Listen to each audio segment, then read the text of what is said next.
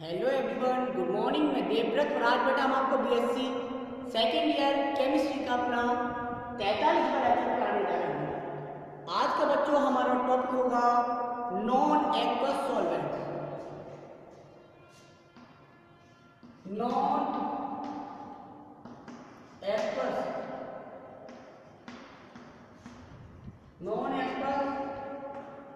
Solvent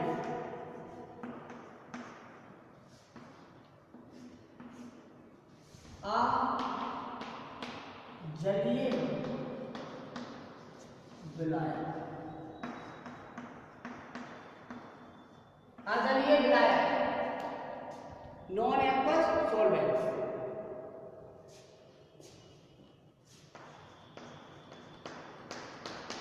unit second में बेटा आपके 3 चैप्टर थे।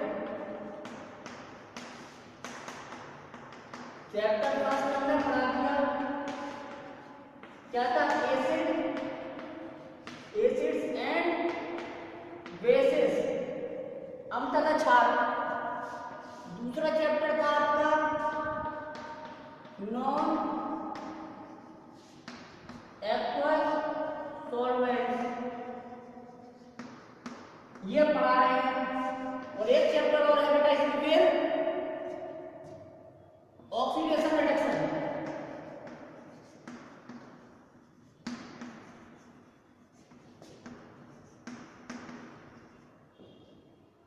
आपका फर्स्ट पेपर बेटा कंप्लीट हो जाएगा। तो आज हम सेकंड चैप्टर पढ़ा रहे हैं यूनिट फोर्थ का। यूनिट फोर्थ थी ना, यूनिट फोर्थ ये चैप्टर चल रहा है।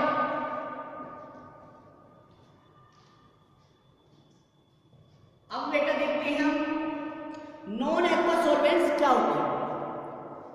तो solvents other than water, solvents other than water called non aqueous solvents.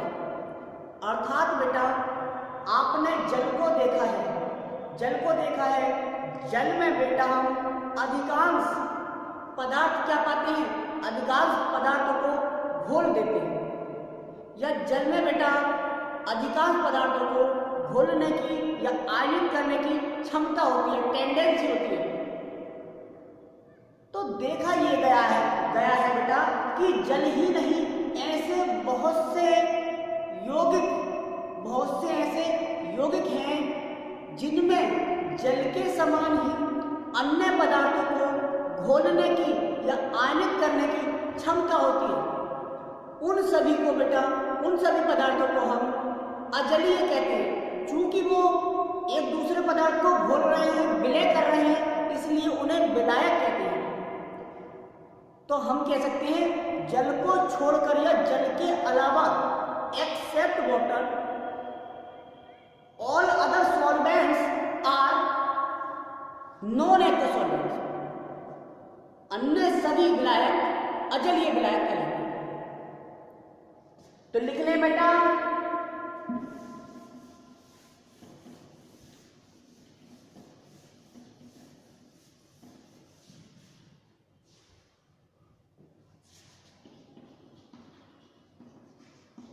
Non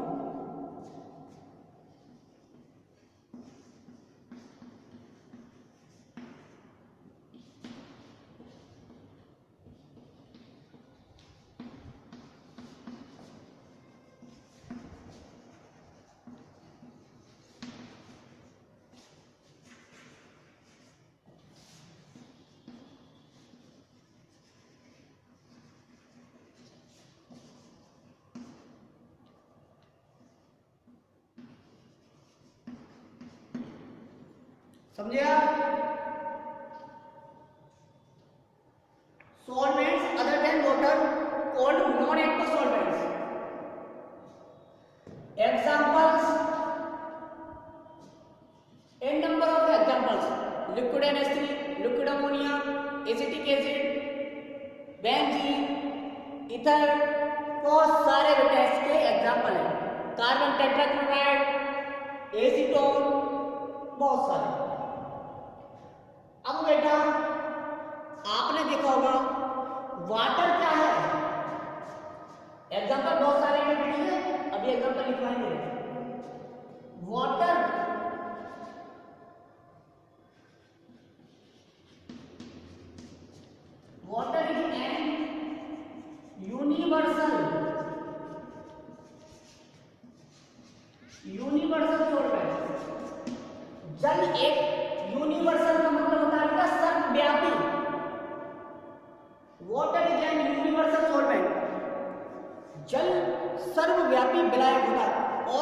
विलायक यूनिवर्सल सॉल्वेंट्स नहीं होते, केवल जल ही एक ऐसा विलायक है जो हमें हर जगह मिल जाएगा, हर जगह हमें देखने को मिलेगा, इसलिए यूनिवर्सल सॉल्वेंट्स है। क्या है? यूनिवर्सल सॉल्वेंट है। अब बेटा सम अदर, कुछ अन्य, सम अदर अर्थात कुछ अन्य, some other compounds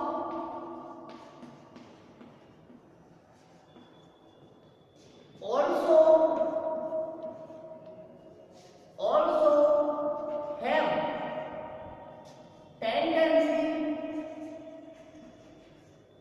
to dissolve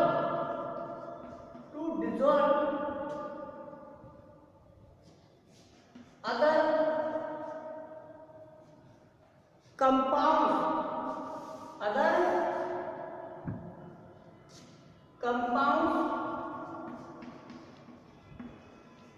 या सब्सटेंसेस कह सकते हैं, substances like water called non aqua solvent, क्या कहलाती हैं? नॉन एक्वस सॉल्वेंट्स कहलाते हैं। अब देखिए आप,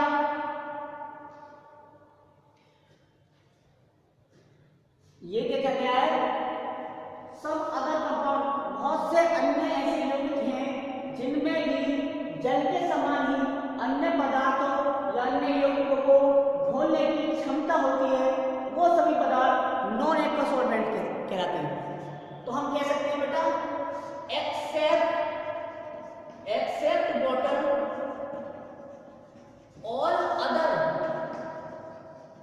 all other solvents called non aqueous solvents, except water all other solvents called non aqueous solvents। अब बेटा हमने एक लाइन लिखवाई है आपको कि जल एक सर्वव्यापी विलायक होता है, तो इस बात की पुष्टि कैसे हो?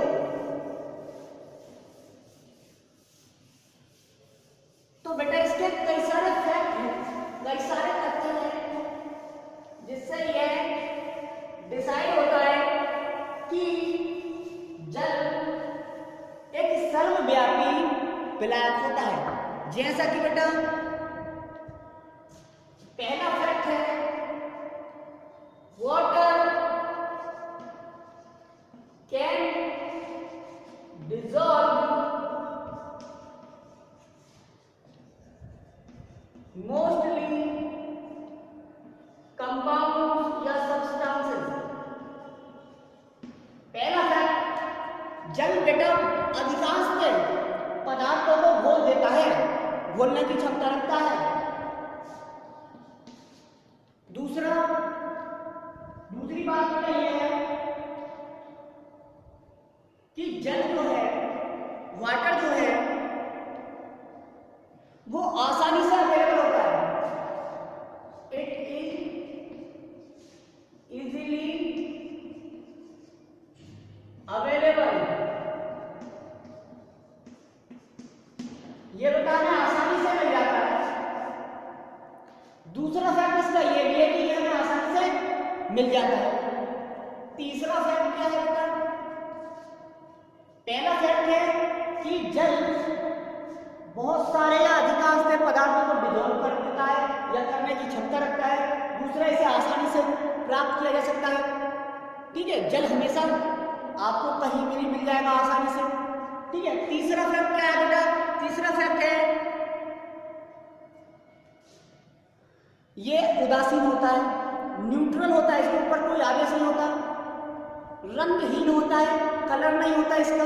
अब मान लो कोई चीज हमने घोली, इसका कोई कलर नहीं है, तो जो चीज घोली बेटा उसी का कलर इसमें ऑब्जर्व होगा, उसी का कलर हमें दिखेगा। इसलिए आसानी से पहचान सकते हैं कि हमने वाटर में क्या डिजोल्व किया है, क्या घोला है। तीसरा फैक्ट है it is neutral, it is neutral colourless. अच्छा टेस्टलेस भी है, कौन सा सब्सटेंस है, जो पदार्थ हम इसमें डिजोल्व करेंगे उसी का टेस्ट हमें मिलेगा। और सबसे अहम बात नॉन पॉइजनस है। क्या है? नॉन पॉइजनस, अर्थात इसमें कोई विष नहीं होता, जहरीला नहीं होता ये।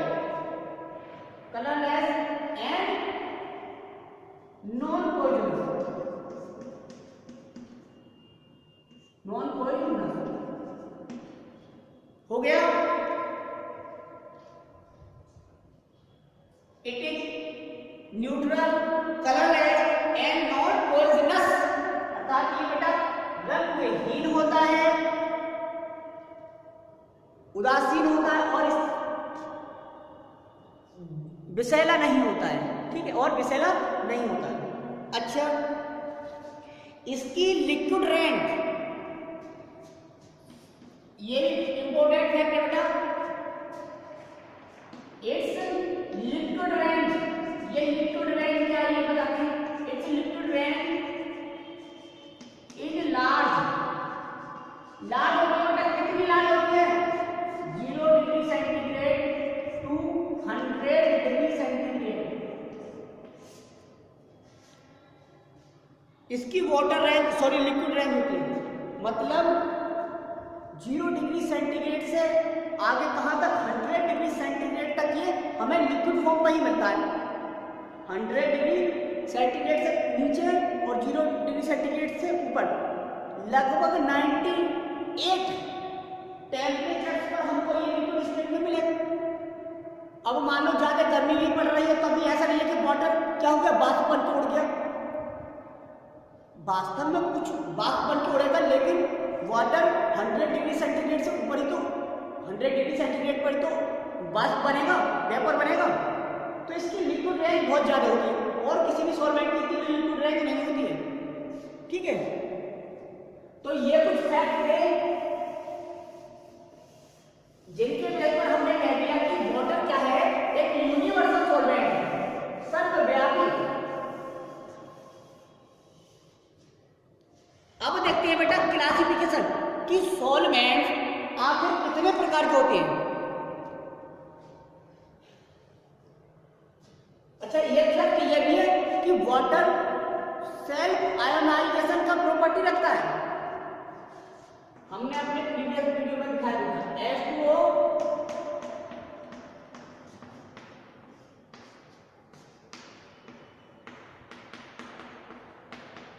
सेल्फ आयोनाइज होता है, लेकिन सेल्फ आयोनाइज तो लिक्विड एंड एसिडिक होता है।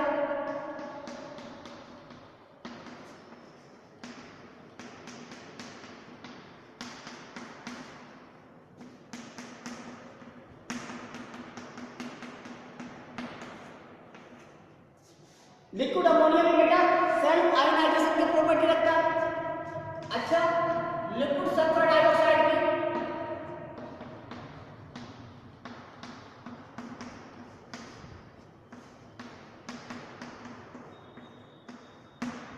लिक्विड सल्फर डाइऑक्साइड में बेटा सेल्फ आयोनाइजेशन का प्रॉपर्टी रखता है। HF की बेटा लिक्विड HF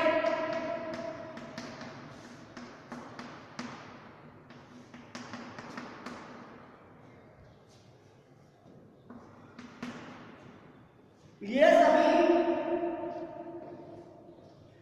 ऐसे सॉल्वेंट्स है बेटा जो जल के समान ही सेल्फ आयोनाइजेशन, स्वतः आयनीकरण की टेंडेंसी रखते हैं। ये स्वतः आयन का गुण रखते हैं। इस चैप्टर में बेटा हमें दो लिक्विड अमोनिया तथा लिक्विड सल्फर डाइऑक्साइड, इन्हीं दो सॉल्वेंट्स के बारे में डिटेल पढ़ना है। तो सबसे पहले बेटा सॉल्वेंट, देखिए बहुत सारे सॉल्वेंट्स आ रहे हैं, तो सबसे पहले हम सॉल्वेंट्स का क्लासिफिकेशन क्यों ना पढ़ें, सॉल्वेंट कितने प्रकार के होते हैं ये क्यों नहीं पढ़ रहे। तो ये देखते हैं, डालना हम एडिंग, डालेंगे बेटा classification of solvents, classification of solvents.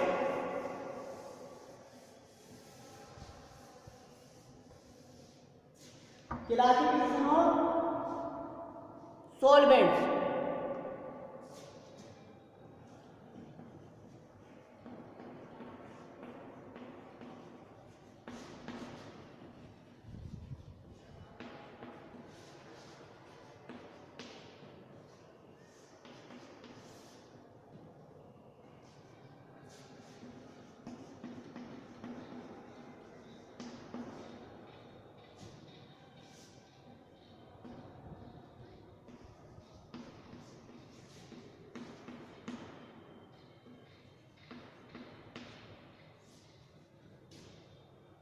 अब बेटा विलायकों का वर्गीकरण हमने कई बेसिस पर किया है, कई बेसिस पर किया है बेटा, यानी कि हम कह सकते हैं solvents are classified on the basis of various properties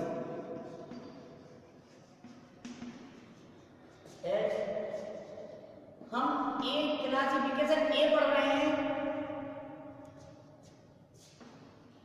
on the basis of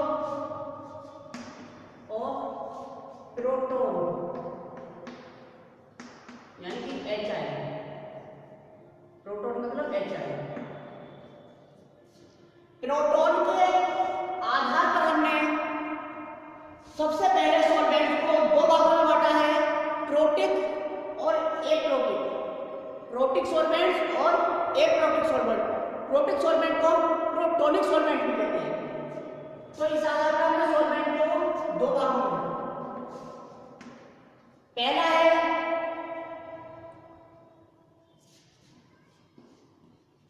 protic solvents,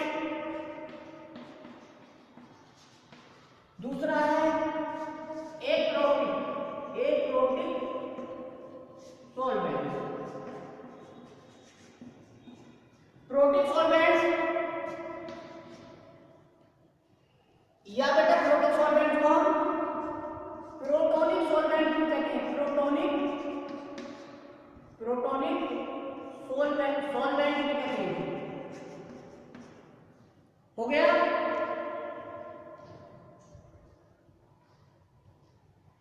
और बेटा एप्रोटिक सॉल्वेंट को नॉन प्रोटोनिक, इन्हें हम नॉन प्रोटोनिक सॉल्वेंट भी कहते हैं, नॉन प्रोटोनिक सॉल्वेंट भी कहते हैं। अब बात आती है कि प्रोटिक सॉल्वेंट्स हमने कैसे सॉल्वेंट्स को कहा है।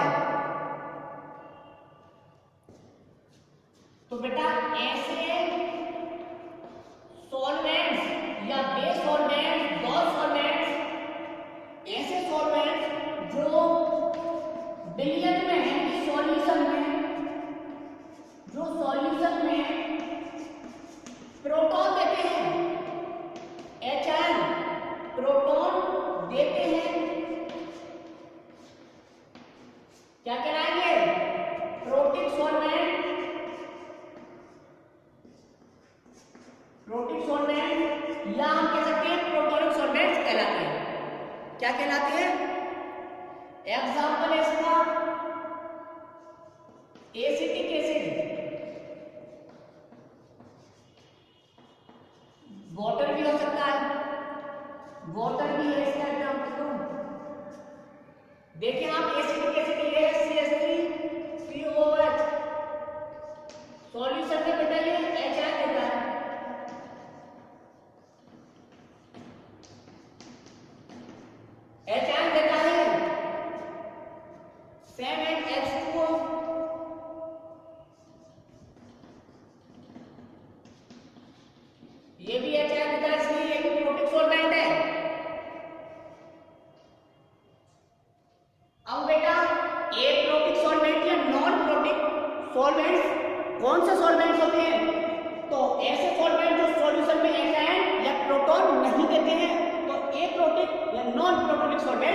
कहलाते हैं। इसके एग्जाम्पल देख लीजिए, CCl4, इसके एग्जाम्पल बेटा CCl4, SO2, CCl4, SO2, ठीक है, ETC। इनमें प्रोटॉन है ही नहीं, ठीक। तो पहला क्लासिफिकेशन किया हमने प्रोटॉन के बेस पे। प्रोटॉन के बेस पर हमने सभी सॉल्वेंट्स को दो कैटेगरी में कैटेगराइज किया है, प्रोटिक और एप्रोटिक। प्रोटिक सॉल्वेंट्स को हम क्या प्रोटोनिक सॉल्वेंट भी कहते हैं और एप्रोटिक सॉल्वेंट को हम नॉन प्रोटोनिक सॉल्वेंट भी कहते हैं। अब कहते हैं दूसरा बेस। दूसरा बेस क्या है क्लासिफिकेशन का?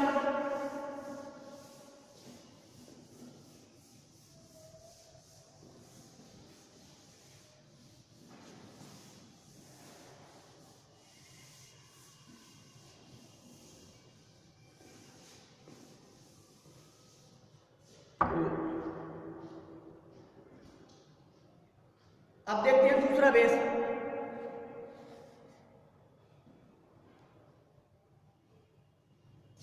कुछ बेस बेटा साइंटिस्ट ने सॉल्वेंट का classification acidic solvent, basic solvent तथा मॉडरेट सॉल्वेंट में किया है। तो दूसरा क्लासिफिकेशन है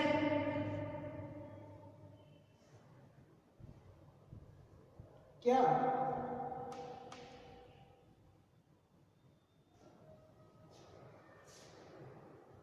दूसरा क्लासिफिकेशन है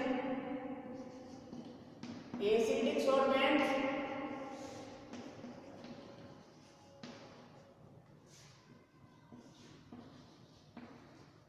बेसिक सॉल्वेंट और एम्फोटेरिक सॉल्वेंट। एसिडिक सॉल्वेंट ऐसे सॉल्वेंट्स जो बेटा एचाइन देने की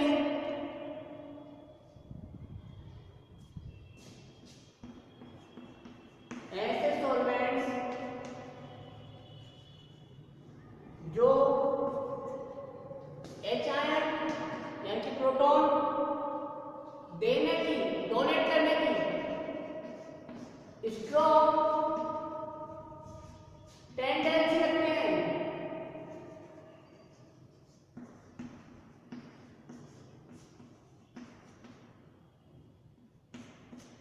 क्या कहलाते हैं? एसिडिक सॉल्वेंट्स कहलाते हैं।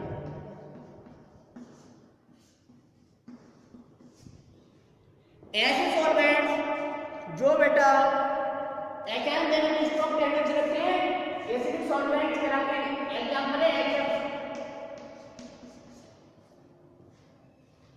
दूसरे हैं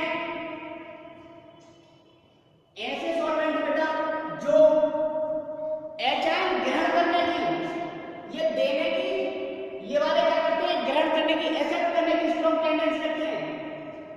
हम कह सकते हैं वे सॉल्वेंट्स जो एचाइन ग्रहण करने की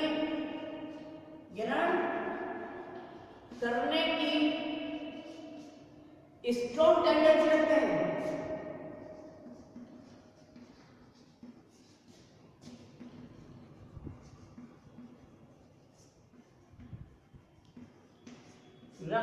क्या कहलाते हैं? बेसिक सॉल्वेंट्स कहलाते हैं।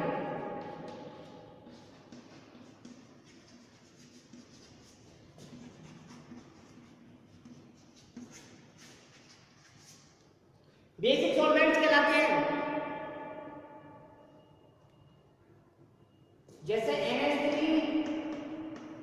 और pyridine C6H5N, ये pyridine है, pyridine नहीं सॉरी, वैसे pyridine भी है, C5H5N, C5H5N एग्जाम्पल हो सकता है, ठीक है। अच्छा, एंडोप्रोटिक सॉल्वेंट्स कौन से होते हैं? ऐसे सॉल्वेंट्स भी कुछ देखे गए बेटा जो एसिड तथा बेस दोनों के बिहेवियर शो करते हैं।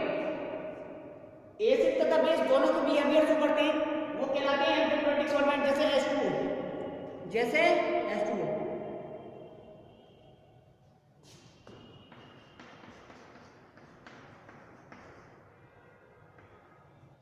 H2O एंडोप्रोटिक सॉल्वेंट्स है।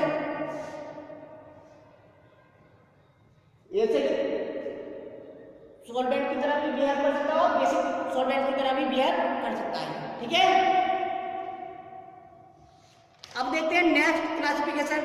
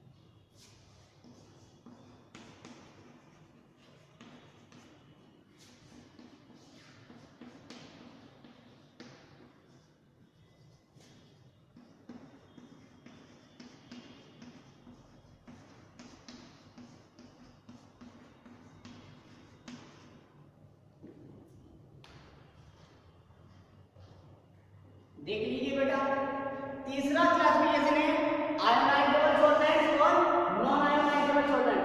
आयोनाइजेबल सॉल्वेंट आयनिक विलायक और अआयनिक या अनआयनिक विलायक।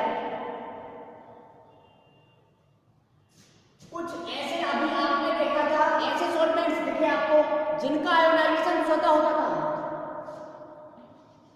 तो बेस सॉल्वेंट्स जिनका ऑटो चलाने वाला नहीं, जिनका ऑटो मतलब स्वतः, जिनका ऑटो आयोनाइजेशन होता है,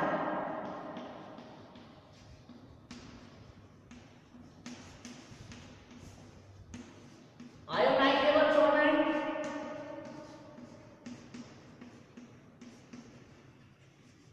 कहलाते हैं। आयोनाइजेबल सॉल्वेंट कहलाते हैं। एग्जाम्पल NH3, H2O, SO2 और HF।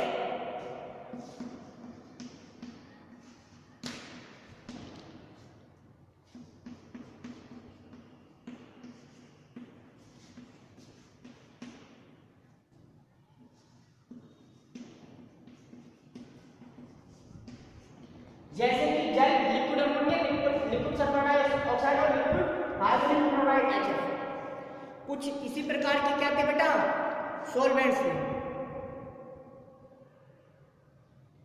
अब बेस सॉल्वेंट जिनका ऑटो आयोनाइजेशन नहीं होता है या बे आयोनाइजेशन जिनका स्वतः आयनिक नहीं होता है, जिनका ऑटो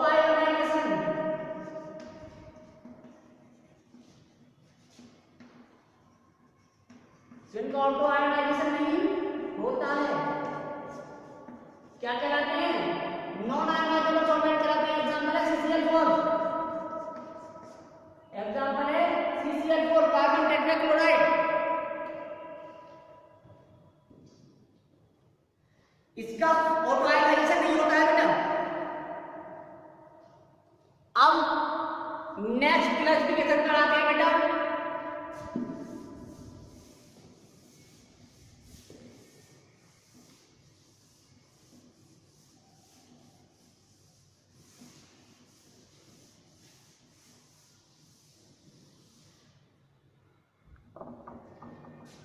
डी ये हमने बनाया है ना, ये वाला क्लासिफिकेशन हमने क्लासिफाई कर दिया।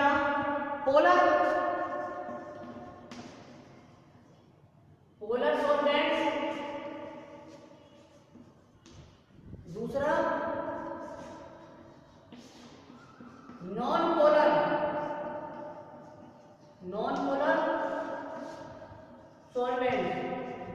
पोलर सॉल्वेंट्स और नॉन पोलर सॉल्वेंट्स। हमने बेटा सॉल्वेंट्स को पोलर तथा नॉन पोलर सॉल्वेंट्स में क्या कर दिया है, क्लासिफाई कर दिया है। पोलर सॉल्वेंट्स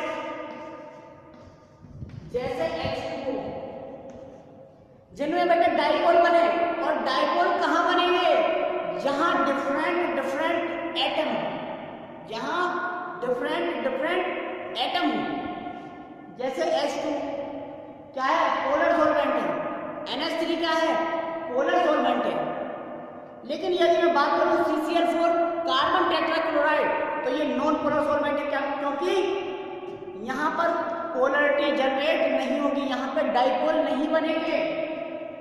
ऐसे ही हम कहें बेटा बेंजीन, क्या, बेंजीन C6H6, तो कार्बन और हाइड्रोजन की इलेक्ट्रोनेगेटिविटी में माइनर डिफरेंस माना जाता है, इक्वल मान लेते हैं इलेक्ट्रोनेगेटिविटी।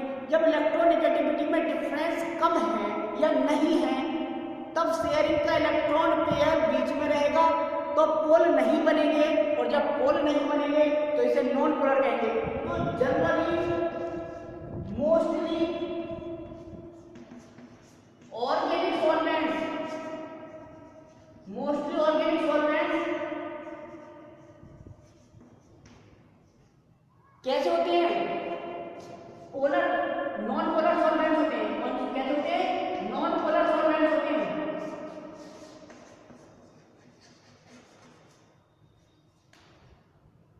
ठीक, यह था आपका बेटा क्लासिफिकेशन ऑफ सॉल्वेंट्स।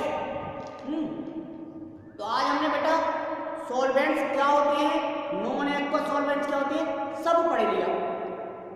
आगे देखते हैं। तो आज के लिए बस इतना ही। Thank you very much.